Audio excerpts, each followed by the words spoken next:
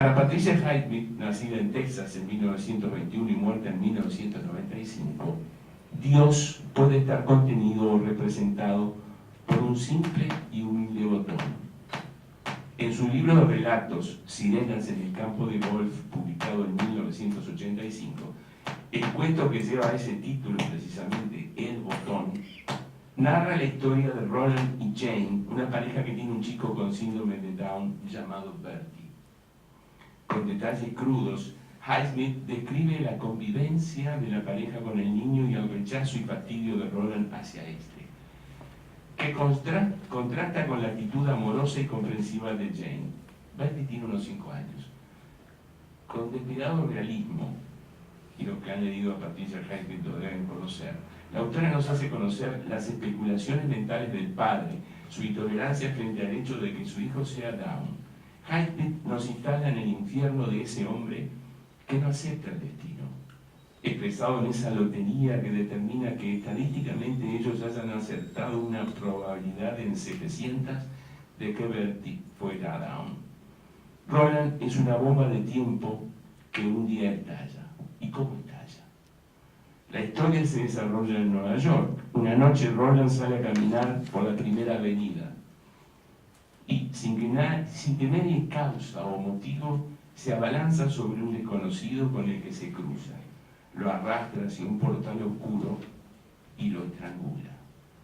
Antes de irse y dejar al hombre muerto tirado en el portal, Roland le arranca un botón de su chaqueta a cuadros y se lo guarda en el bolsillo. A partir de esa noche, ese simple botón se convierte en un elemento central en su vida. El botón equivale a un cadáver de alguien que él ha asesinado, pero tiene otro significado que la autora aclara. Cito: y a medida que fueron pasando las semanas, el botón adquirió diversos significados para Roland. A veces le parecía una muestra de culpabilidad, una prueba de lo que había hecho, y se asustaba. Cuando se sentía animado, el botón se convertía en un chiste, parte de un relato que se había contado a sí mismo, que había estrangulado a un desconocido y para demostrarlo había arrancado un botón de la chaqueta del muerto. No obstante, la explicación última aparece en las líneas finales del cuento, cuando Roland ha asumido mejor la tragedia de Bertie, y eso se reafirma en lo que sigue. Cito: apretó el botón con más fuerza que nunca mientras alzaban a Bertie por encima del último peldaño. Había matado a un hombre en venganza por lo de Bertie. Tenía superioridad en cierto sentido. Jamás debía olvidarlo. Con ello era capaz de afrontar los años que tenía delante. Dios es mencionado una sola vez en el relato por inclusión de la narradora en una expresión del habla coloquial. En otro pasaje se menciona a la Biblia. Roland siempre pensaba que el pequeño no había nacido de otro mundo, sino de sus hijares, como decía la Biblia. El cuento plantea una venganza contra Dios por parte de Roland, y ese hecho se condensa en ese botón que la ha quitado a la víctima de su rabia e impotencia. Superioridad y venganza ante qué o quién no se explicita, pero la historia es un desolador enfrentamiento y ajuste de cuentas entre Roland y Dios, que ha permitido que Bertie naciera con Down. Tomar la vida de un extraño es tan incomprensible y arbitrario como el cromosoma además que porta Bertie. Y eso se sintetiza en ese simple botón que, como una especie de prueba de lo fatal que Roland atesora, acaso como una forma de tener a Dios en un puño. El ocultamiento de Dios es evidente en este cuento por la vía de la no mención, pero el botón lo denuncia y señala como un recurso narrativo perfecto y devastador. Dios contenido en un simple botón. Pero vamos a ir ahora a otro ejemplo opuesto, mucho más rico, mucho más complejo. El ejemplo que traigo aquí es el cuento La escritura del Dios, incluido en el libro El Aleph de Jorge Luis Borges. Aquí, al contrario del cuento anterior, Dios está presente ya desde el título, aunque, pese a lo que se desarrolla en el argumento, permanecerá oculto durante todo el relato. El argumento es simple. joven Sinacán, mago de la pirámide de Oloón, convive en oscura prisión con un jaguar del que lo separa un muro medianero con reja. Ha sido condenado porque no ha querido revelar a los españoles, a los conquistadores, a Pedro de Alvarado, el sitio donde se haya escondido un tesoro. Es físicamente deforme y sabe que nunca más saldrá de la celda. Su actividad es exclusivamente mental. Se entretiene recordando su vida pasada en todos sus detalles y circunstancias. Después de muchos años se concentra en la tarea de descubrir ciertas palabras divinas que serían capaces de conjurar todos sus males. Es decir, aquí Dios aparece como el Salvador. Este mensaje, escrito en los comienzos de las edades, tiene que haber sido grabado en algún objeto capaz de resistir el desgaste del tiempo, piensa Sinacán. El jaguar detrás del muro, que solo él puede verlo cuando al mediodía el carcelero introduce los alimentos diarios y deja entrar un poco de luz, sería el lugar escogido por el Dios para grabar su sentencia. O sea, el Dios como código, misterio a revelar. Y la presencia de un jaguar es el equivalente al tigre, animal que para Borges es significativamente simbólico del universo y de un montón de ideas que él ha desarrollado. Nuevos años consume intentando descifrar los signos de la piel. Concluye por último que la noción de una frase formulada por un Dios es absurda, porque un lenguaje divino debería nombrar la plenitud, lo universal, y debe consistir, por tanto, en una sola palabra. Un sueño va a producir un cambio en su vida. Sueña que despierta y encuentra un grano de arena, y que se queda dormido y vuelve a despertar y descubrir un segundo grano, y que nuevamente se duerme, etcétera, etcétera, hasta que se juntan suficientes granos para colmar la celda. Desesperado por el peso de la arena que lo aplasta, quiere despertar, pero para ello debe recorrer todo ese proceso a la inversa, hacia atrás, quitar la arena. El carcelero, con las viandas del mediodía, lo despierta.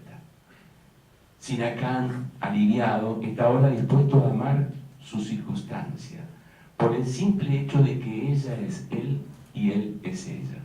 Solo entonces consigue la unión con la divinidad a través de la visión de una rueda que concentra todo el universo espacio-temporal. O sea, el Dios como totalidad responsable y cifra del universo, y otro Aleph dentro del mismo libro. Pero aunque ha descifrado la escritura del Dios, ya no le importa.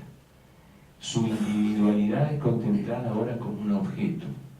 Su espíritu, que ha visto el universo todo, siente indiferencia por lo inmediato, la prisión, la esclavitud de su pueblo, su malestar, etc. La visión del cosmos ha cubierto de gloria su miserable existencia y ya jamás pronunciará la fórmula maravillosa que lo redimiría a él junto con su pueblo.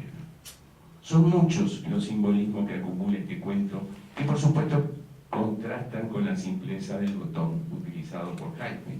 Hay una cárcel, oscuridad, cautiverio, incapacidad de ver, búsqueda, contemplación fragmentaria de un jaguar que se supone contiene las frases, los signos que configuran la escritura del Dios. Es posible que el cautivo sea el hombre genéricamente considerado y el carcelero sea Dios. Es probable que el cautivo esté allí porque precisamente Dios se ha olvidado de él.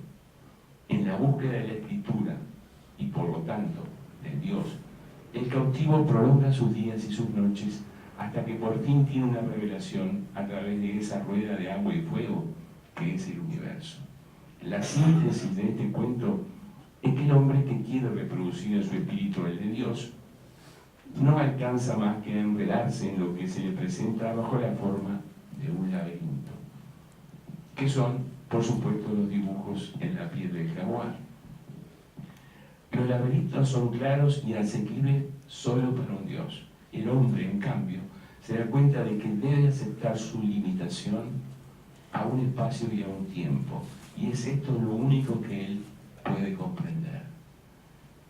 afirma Jaime Giordano de la Universidad de New York en un inteligente comentario a este cuento, la necesidad de asumir la circunstancia, que por más penosa que sea, es la que nos modela y de la cual nuestra inteligencia no es más que un reflejo.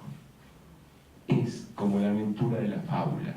El héroe recorre el mundo en busca de la felicidad, en este caso en busca de la verdad, encerrada en la sentencia del Dios, hasta encontrarla, por último, en su propia casa, en el mismo lugar desde donde había partido. Estos dos aspectos pueden resumirse en dos cosas: liberación de la existencia del dominio impuesto por la razón y necesidad de asumir la propia circunstancia, aceptar quiénes somos. La paradoja final es el juego de Borges, el autor, que es Dios, con el lector, nosotros, el hombre. El personaje que ha narrado la historia no revela, pese a que ha visto al Dios sin cara que hay detrás de los dioses y que ha entendido la escritura del jaguar, no revela, dije, el sentido de esa fórmula de 14 palabras casuales, que parecen casuales, y que le bastaría decirlas en voz alta para ser todopoderoso, es decir, ser Dios. Sin embargo, no las dice. Renuncia a ese poder para que muera con él el misterio escrito en el jaguar.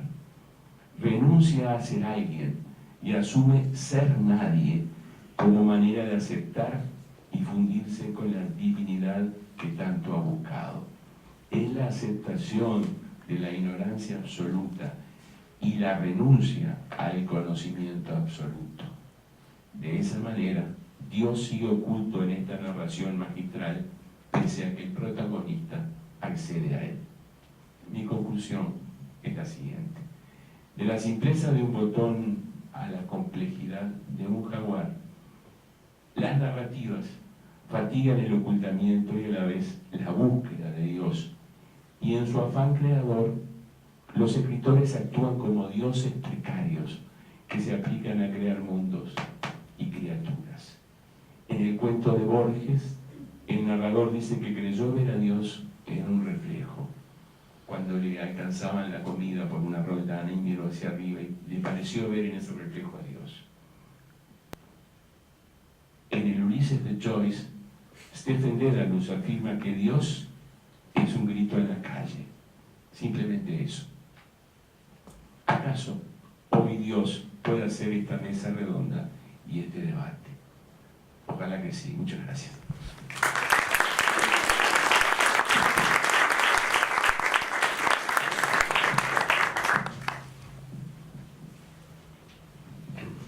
Muchas gracias, Hugo.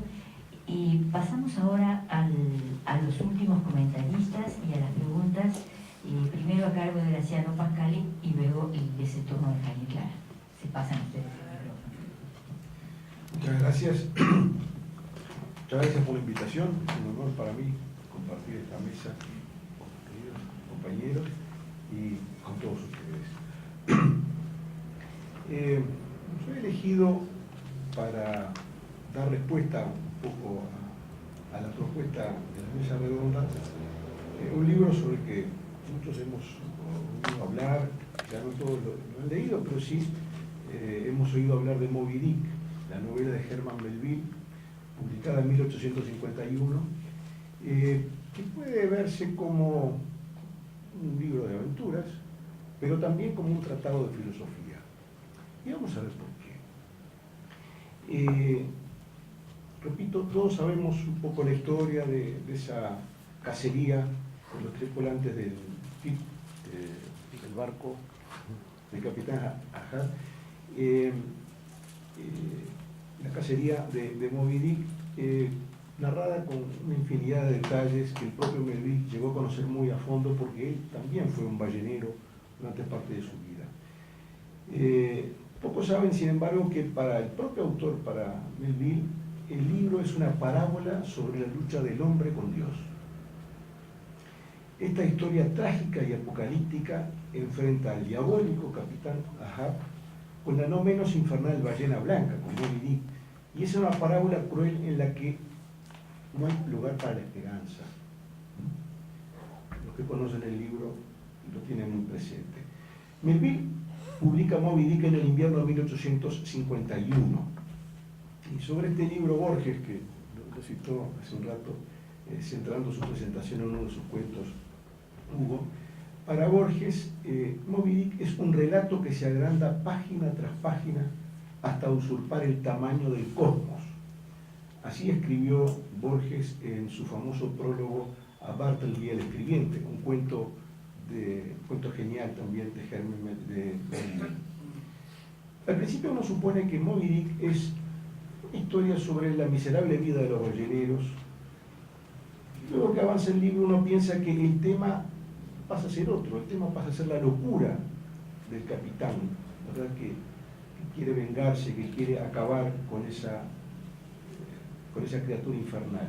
Y finalmente uno descubre que la persecución de esa ballena blanca no es sino un símbolo y espejo de esa fatiga universal que asola el espíritu del hombre. Como dice Jesús Segovia al comentar el libro Moby Dick, La atracción del abismo, publicado en España en el año 2013. Melville no deja lugar a dudas sobre la idea de que su novela trata en realidad sobre el vano intento de la criatura por acabar con el creador. Para el director de cine John Huston, ustedes saben, dirigió en 1956 el film Moby Dick, que protagonizó Gregory Peck con guión de Ray Bradbury.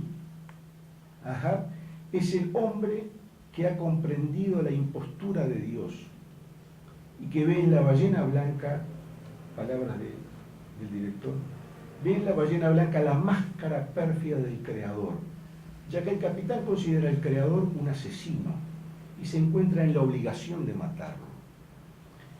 Refiriéndose a su película, Huston dice que es una blasfemia extraordinaria el tema principal del film, una blasfema extraordinaria.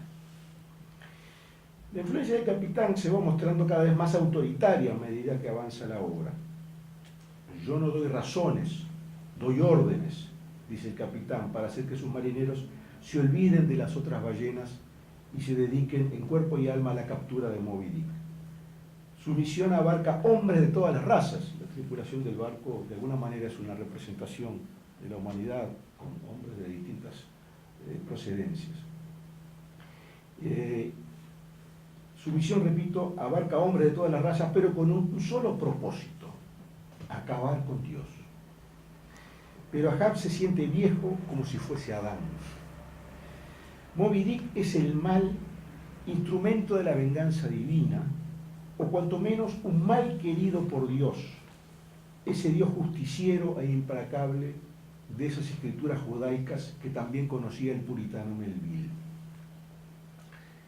Ahab representa al hombre, nuevo y eterno Prometeo, expoliado por la locura, el orgullo y la soledad, que al enfrentarse al mal se dirige contra su propio destino y desafía al Ser Supremo, que le ha enviado a Moby Dick para hacerle una última advertencia, someterle a una prueba definitiva y acaso castigarle finalmente con una muerte terrible.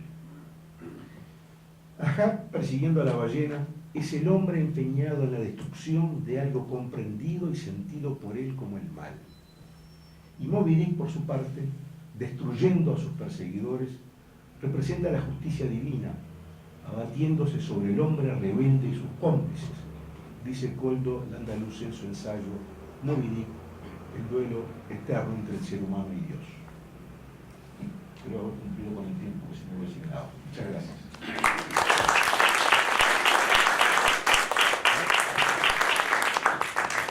Bueno, buenas noches. Muy honrado de participar de esta mesa, rodeado de amigos. Y bueno, yo no voy a hacer referencias a ningún libro, sino que voy a hacer lo que es mi oficio, que es preguntar y tratar de reflexionar un poquito sobre las cosas que se han escuchado, sobre todo para tratar de ir avanzando en lo que pretende ser un intercambio de ideas sobre la propuesta de Dios oculto en la narrativa. Antes que nada, vinculado a lo que fue la ponencia de Laura,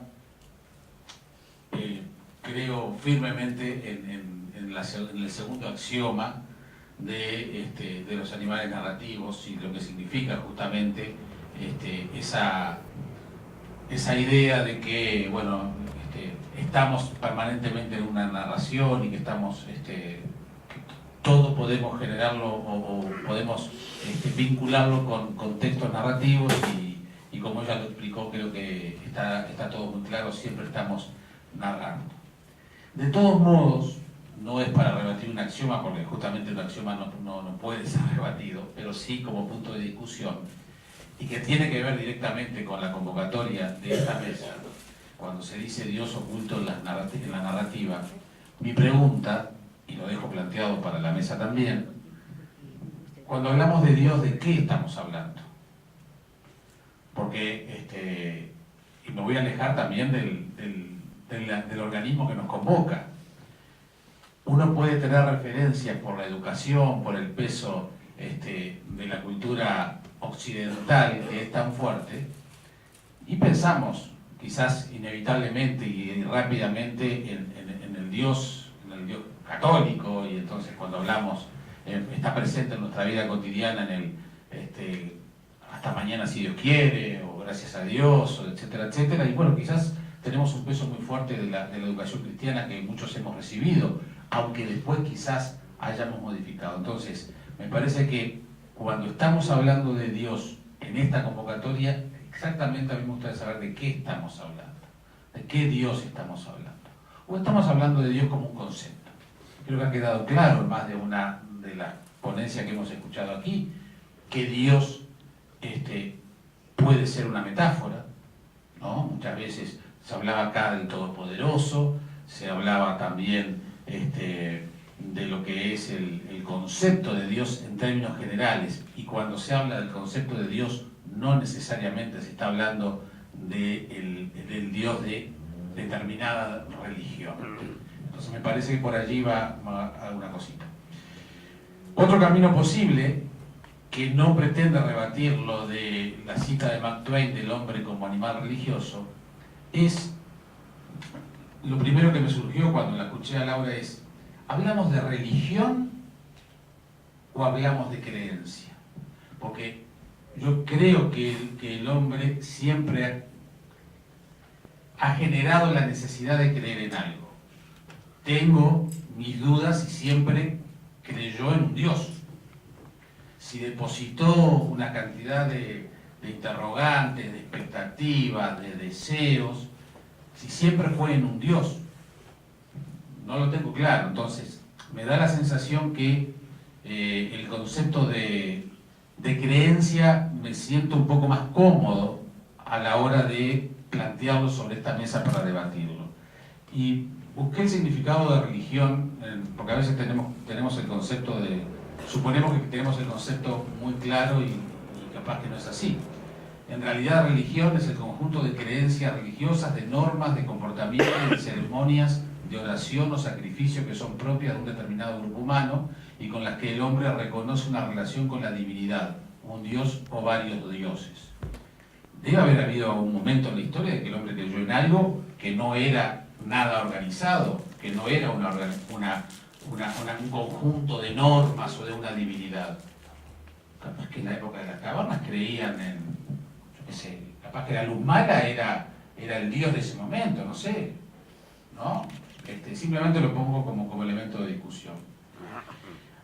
Ya que fue citado nuestro admirado Umberto Eco, yo pensé que Laura me iba a nombrar un libro que para mí es maravilloso, que no lo nombró, lo quiero nombrar, que es un fantástico diálogo de Umberto Eco con un jesuita, con Martini, que se llama ¿En qué creen los que no creen?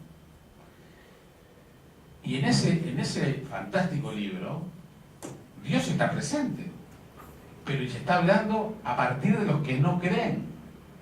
Entonces, también me parece que es una mirada que puede ser desde una perspectiva novedosa y por fuera de lo que puede ser un sistema de normas, que es lo que tiene que ver con la cuestión de la religión. Dios vende dijo Laura Álvarez. Y si Dios venderá, que mi querido amigo Burel le puso un título a una de sus novelas, Los dados de Dios. Ojalá hubiera.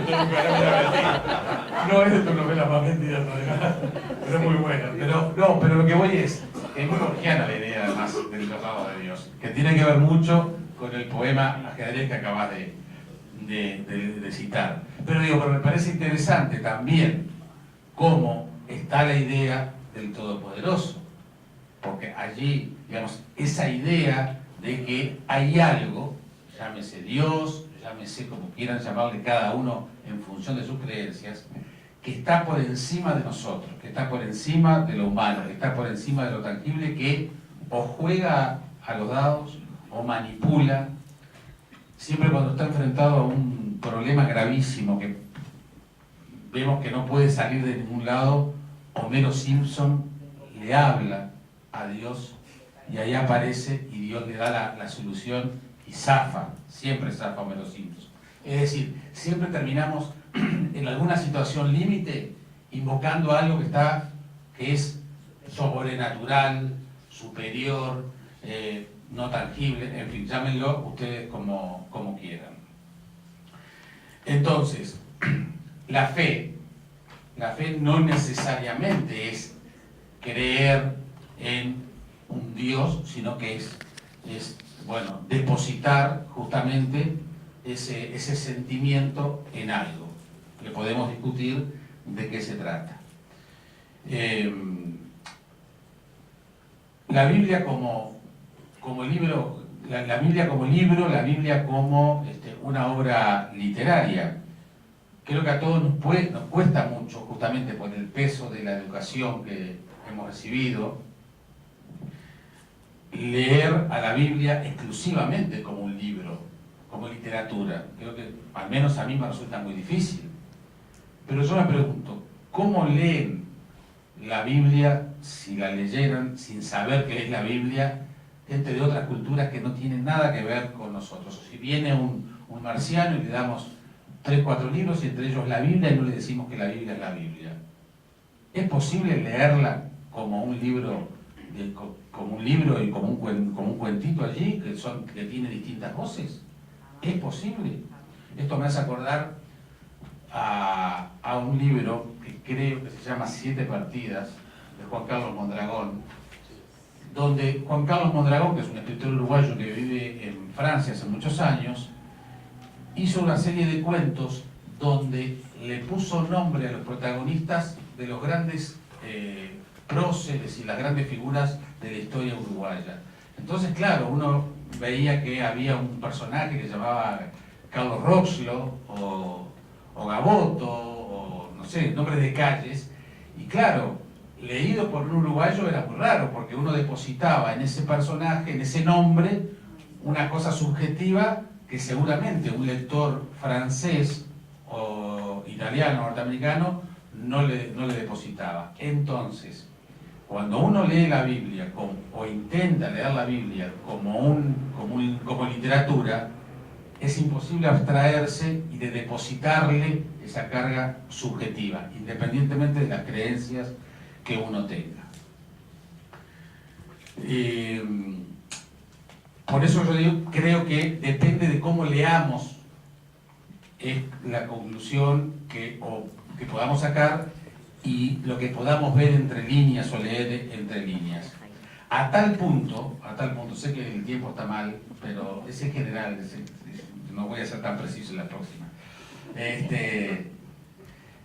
A tal punto, depende de cómo leamos, que también muchas veces, independientemente de las creencias, Dios o la historia de la Biblia está muy presente. Y ya que citó a Borges,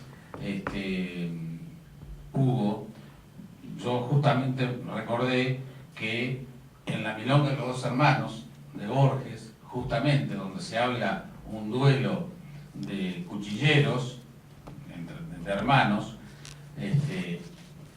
los hermanos Iberra termina diciendo: así de manera fiel conté la historia hasta el fin es la historia de Caín que sigue matando a Abel. Es decir, teniendo una cita ineludiblemente religiosa, pero que seguramente estaba en un contexto que no tenía nada que ver con la religión. Es decir, hay una presencia muy fuerte de Dios allí. Entonces, uno termina dándose cuenta, como decía Graciano, que Dios es una metáfora, esté en un poema de Borges o esté en Moby Dick. Gracias.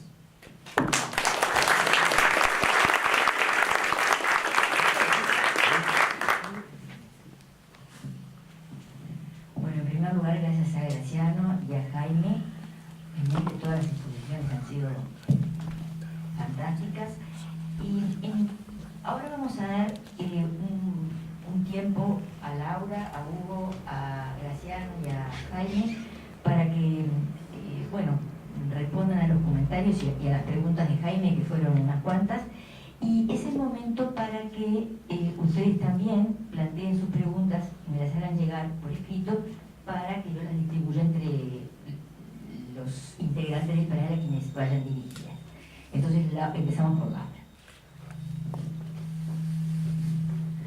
Bueno, la verdad que si voy a contestar todas las preguntas de Jaime, nos quedamos hasta mañana. Una respuesta un poquito a vuelo de pájaro, tomando algunas de las ideas y algo de lo que pude tomar como nota. Sí, Jaime hablaba del concepto de Dios y si esa dimensión de Dios no la podríamos interpretar válidamente como la dimensión espiritual del ser humano. Cuando hablamos del hombre como animal religioso, podríamos estar hablando de la dimensión espiritual. Creo que sí, que eso es válido, según desde la cosmovisión de la cual partimos cada uno de nosotros. A mí me pasó, yo en el tema de la fe, un poco hablo con un pie en cada lado porque si bien soy católica ahora, hace unos años atrás no me formé en la doctrina católica ni en la educación católica desde chica. Soy lo que se llama, ese término extraño que me parece interesante y un poco raro a la vez aplicármelo a mí misma, pero soy una conversa, o sea, alguien que no se educó en la tradición católica, pero que llegó a la fe católica por un encuentro personal de fe en determinado momento de mi vida, ya hace 10 años, pero todavía me siento un poco una recién llegada, así que soy de las recién llegadas a la viña, de los que empezaron a trabajar a último momento, pero que teóricamente, si es así como funciona la cosa, voy a recibir la misma paga que los demás, así que eso está bueno. Sí, existe esa dimensión de la intuición de trascendencia que creo que es inherente al ser humano, realmente lo siento así, al margen, yéndome fuera del aura católica, ¿no? Existe una dimensión de trascendencia que es inherente a la naturaleza humana, que se puede definir con el término religiosidad, pero quizá se podría definir de otra manera también. También es cierto que estamos en un momento en que la sociedad pasa por una etapa de posmodernidad y posmodernidad y relativismo y de materialismo y una cantidad de movidas psicológicas o también sociológicas que hacen que de alguna manera esa figura de Dios que durante mucho tiempo estuvo más presente hoy se transforma en alguna medida, y pensaba en la historia de Mía y de Sebastián en La La Land, en el pequeño Dios a mi medida, el Dios que es Dios para mí y que a veces es una cosa nimia o material, y que en definitiva hace perder esa dimensión trascendente del ser humano que un poquito por otro lado la misma sociedad está buscando la forma de encontrarlo. También pensé cuando hablaba Jaime en la etimología de religión, de religar, de unir, que tiene algo que ver con la vida social, la religión como vida en comunidad, y por eso desde el punto de vista cultural es relevante esa concepción que existe o no existe a nivel de Dios. Y por otro lado también, Homero Simpson es un caso clásico. A mí me impresiona siempre los Simpson cómo tienen esa capacidad que es muy de los anglosajones de bajar a tierra todo lo que es la alta cultura y acercarla a la cultura popular, que es algo genial y que hace que de repente en ámbitos escolares en Estados Unidos, en ámbitos de gente común y corriente, pueden entender lo que es El Señor de las Moscas o lo que son las grandes obras de la literatura universal, y que en la cultura latina un poco lo hemos perdido. Así que soy una gran admiradora en ese sentido de Los Simpsons. Me gustó la cita que hiciste para traerlo.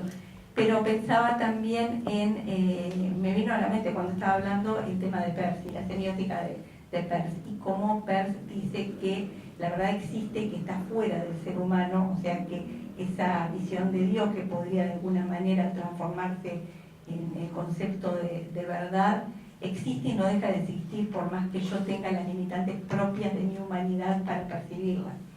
Y que desde ese punto de vista, en cuanto a que la verdad existe, es una manifestación de mi interioridad y también una manifestación de algo exterior que existe.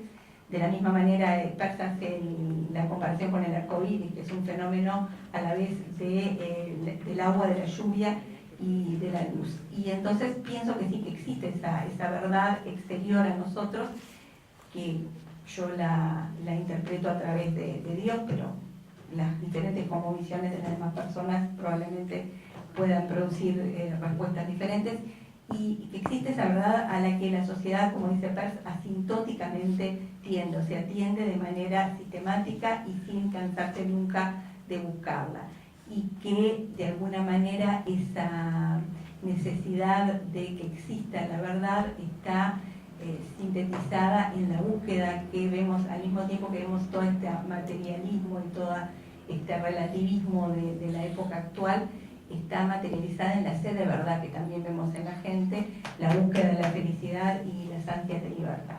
Bueno, más o menos por allí.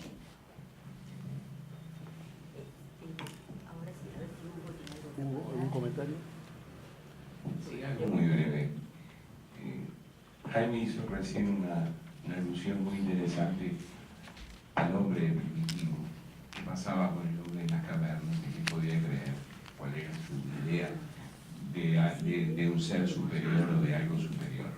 Y me viene a la mente una formidable película que todos deben haber visto, que es 2001 Odisea del Espacio, dirigida por Stanley Kubrick, con un guión de Arthur C. Clarke. Yo tuve la oportunidad de dar en 2001, cuando se cumplía el año en que la película se basaba, de dar una charla en Grenoble, Francia, en un congreso científico sobre esa película, y la analicé mucho en ese momento.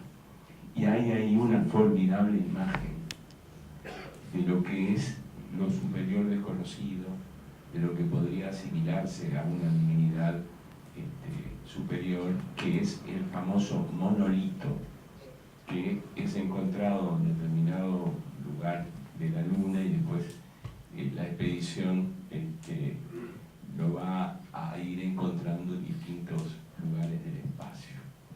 Y hay una imagen magnífica de ese monolito instalado en medio de unos primates, de unos homínidos, que están casi fascinados por esa presencia tan misteriosa, tan abstracta, ¿no?